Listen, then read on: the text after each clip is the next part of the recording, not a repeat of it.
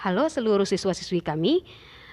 Pada pertemuan ini kita akan membahas materi tentang matriks. Apakah sudah ada yang pernah belajar materi ini sebelumnya? Ya, setahu Ibu, materi ini belum dipelajari di kelas sebelum di kelas 11 ini.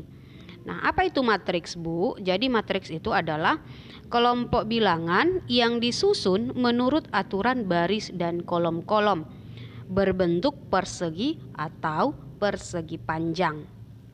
Di sini Ibu akan berikan dua bentuk susunan bilangan. Yang pertama, ya di sini kalau kita perhatikan bentuknya adalah persegi. Lalu bilangan yang kedua dikelompokkan dalam bentuk segitiga. Nah, yang mana yang merupakan bentuk dari matriks? Yaitu yang pertama, karena seperti definisinya tadi bahwa disusun dengan bentuk persegi atau persegi panjang. Lalu yang kedua tidak tergolong ke dalam bentuk bilangan matriks. Nah, selanjutnya kita bahas mengenai beberapa istilah yang sering muncul digunakan di dalam matriks. Yang pertama, baris. Baris merupakan bagian susunan bilangan yang ditulis mendatar. Sedangkan kolom, susunan bilangan yang tegak atau vertikal. Selanjutnya, elemen atau unsur. Elemen atau unsur itu adalah bilangan-bilangan yang menyusun matriks. Dan yang terakhir, ada yang disebut sebagai ordo. Apa itu ordo? Ordo adalah ukuran suatu matriks yang ditulis dalam bentuk baris dikali kolom. Jadi penulisan ordo atau ukuran matriks adalah berdasarkan jumlah barisnya kali jumlah kolom. Namun di sini tidak dioperasikan perkaliannya, hanya dituliskan dalam bentuk baris kali kolom. Nah, di materi matriks ini kita akan menemukan beberapa simbol-simbol atau lambang dalam menuliskan matriks. Contohnya, dalam menuliskan simbol matriks dituliskan dalam bentuk huruf kapital. Misalnya di sini ada huruf A, itu dibaca dengan matriks A. Itu ya sebagai contoh. Kalau ada huruf kapital A misalnya, itu adalah matriks A.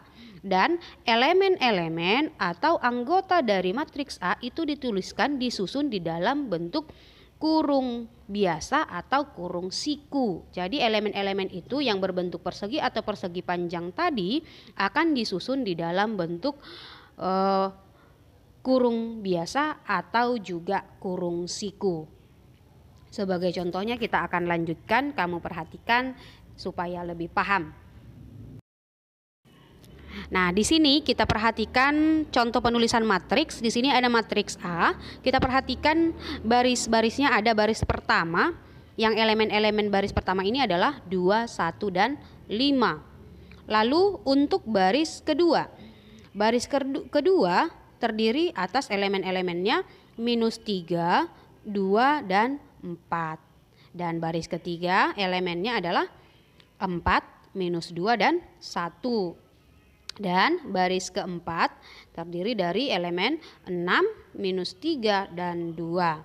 Nah, berarti matriks A ini terdiri dari 4 baris. Itu ya, 4 baris. Lalu kita lanjut, kita mau perhatikan yang kolomnya. Tetap dengan matriks A. Yang pertama, kolom 1. Elemen-elemennya adalah 2, -3, 4, dan 6. Kolom itu tadi adalah elemen-elemen yang disusun di dalam bentuk vertikal atau tegak. Lalu kolom kedua elemennya itu adalah 1, 2, -2, dan -3. Dan kolom ketiga elemennya 5, 4, 1, dan 2. Oke, jadi matriks A ini terdiri dari 3 kolom. Nah, untuk ordonya atau ukurannya, berarti kalau tadi di istilah ada istilah ordo atau ukuran dituliskan dalam bentuk jumlah baris dikali dengan jumlah kolom. Maka untuk matriks A ini terdiri dari 4 baris dan 3 kolom, maka ordo atau ukuran matriks A adalah 4 kali 3. Itu ya. Selanjutnya kita mau perhatikan per elemennya, posisinya. Tetap masih dengan matriks A. Untuk -3. -3 ini posisinya berada pada baris kedua dan kolom yang pertama. Ya, -3 berada pada baris kedua dan kolom pertama. Selanjutnya Selanjutnya 2. posisi elemen 2 itu berada pada baris keempat dan kolom ketiga. Itu ya. Oke. Nah, sampai di sini apakah sudah paham? Kalau misalnya Ibu tanya, elemen matriks pada baris ketiga, kolom ketiga. Baris ketiga, kolom ketiga. Berapa nilainya? Baris ketiga, kolom ketiga. Ya, 1. Oke ya. 1 ya. Oke. Nah, sampai di sini materi kita untuk hari ini.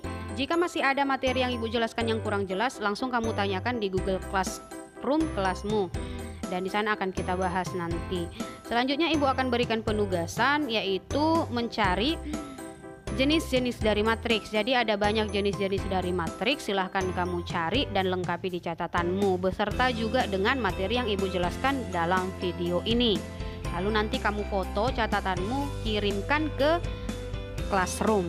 Oke ya, sampai di sini pertemuan kita hari ini. Sampai jumpa di pertemuan berikutnya.